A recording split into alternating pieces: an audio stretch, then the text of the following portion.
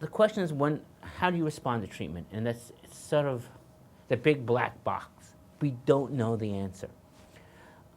Sometimes it's really simple. If you take away milk, milk's the most common food allergen, so we talk about milk. When you take away milk, the patient also had really vomiting, chronic abdominal pain, and got better.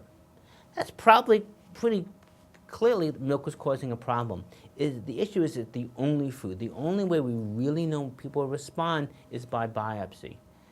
Because some people can feel well and have abnormal biopsies, and some people don't feel well, especially when they're on these really crazy diets. You're not getting enough nutrients and not enough fiber, so you don't feel just right. So you can be feeling sick but having normal biopsies just because you're not having the right sort of nutritional mix in your diet. So you really, right now, clearly the way the gold standard is by biopsy. But people don't want to do hundreds of biopsies.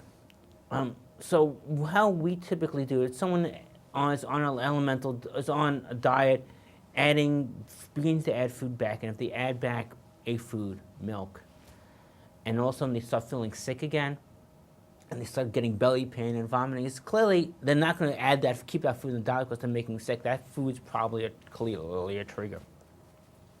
People also ask a lot more subtle symptoms. My child's behavior is acting up. I'm getting leg pain. I'm getting headaches. Those are so hard to tell. Could they be? Yes, but they're also just as likely not to be related to the food. So when we have people who don't have clear, classic EE symptoms, or eosinophilic esophagitis symptoms, abdominal pain, vomiting, increase in reflux symptoms, we say you really need to stay on the food so we really know what's going on, because you can have leg pain because you're growing.